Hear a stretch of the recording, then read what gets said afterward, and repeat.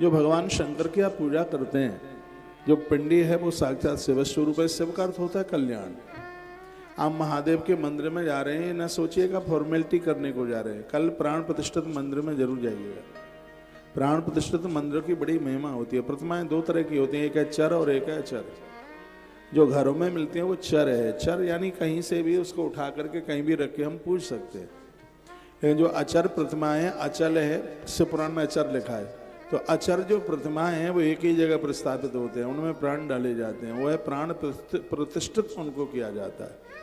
जब विशेष पर्व होते हैं तब इनके दर्शन की बड़ी महिमा होती है। जैसे कल से महारात्रि है 15 तारीख को, आपके आसपास जहाँ भी कहीं शिव जी का मंदिर है, यदि साधारण व्यक्ति ने मंदिर बनवाया है, साधारण व्यक्ति ने, तो कहते हैं उसके 100 हाथ तक का पानी साक्षात गंगा के ही रूप में होता है। आप अपने घर से तो जल लेके जा ही रहे हैं, लेकिन वहाँ के जल से भी भगवान को एक लोटा जल चढ़ाइए, अभिषेक कीजिए।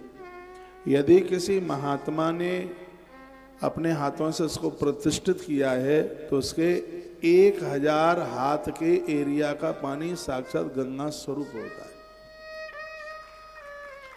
यदि कोई मंदिर 100 वर्ष से ज्यादा पुराना है तो उसके लिए 4000 का जो एरिया है उसके नीचे का जल है वह साक्षात शिव में, वो गंगा में होता है। लेकिन जो 12 ज्योतिर्लिंग हैं उनके आसपास का जो जल है 10,000 हाथ के एरिया के आसपास तक का जो जल है वो साक्षात गंगा के ही स्वरूप में होता है। तो मैंने बहुत बार बोला है, एक लोटा जल आप अपने घर से ले जाते हैं वो भी चढ़ाइए, लेकिन मंदिर का भी आप जल जरूर चढ़ाएं। वो साक्षात गंगा स्वरूप है। वो पानी नदी के स्वरूप में है। जो पिंडी है वो शिव में है। शिव मीन्स कल्याण। और जो नीचे जलहरी है, जहां पानी गिरता है ढरक के नीचे आगे जाता है, वह साक्षात शक्ति है। लिखा है स्वात्मानम शक्ति रूपकम, उसको शक्ति स्वरूप आप समझिए। और जब आपका जल वहां तक जाता है तो 2 चीजें हमें प्राप्त होती हैं, एक शक्ति मिलती है और एक मुक्ति मिलती है।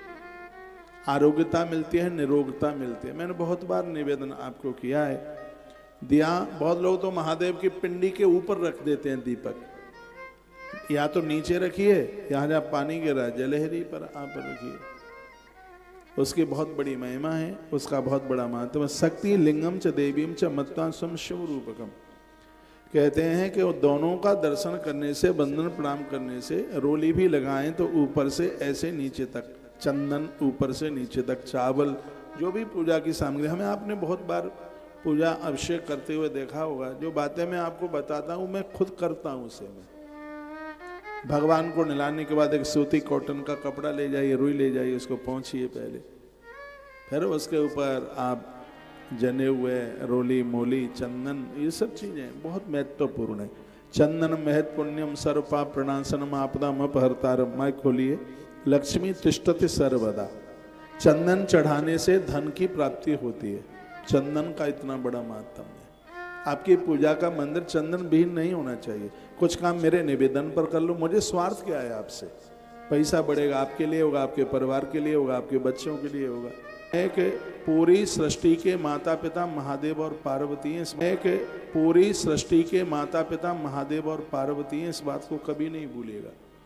आप किसी भी देवी देवता के भक्त क्यों नहीं है, जगन माता पार्वती है और जगन पिता भगवान शंकर है। साधारण भी माता पिता अपने बच्चों को दुखी देखना नहीं चाहते, तो आप बताइए क्या परमात्मा अपने बच्चों को, भक्तों को दुखी देखना चाहेगा?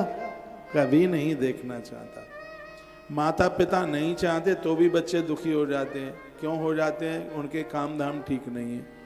माता पिता समझाते हैं बेटा जुआ ना खेल, उल्टा पुल्टा मत कर, शराब मत पी, किसी को लूटे मत, तो वो उल्टे पुल्टे काम करता है तो उसको फिर पुलिस वाले पकड़ करके ले जाते हैं। बहुत ध्यान से सुनना बात, पुलिस वाले पकड़ करके लेके जाते हैं, तोड़ाई पिटाई।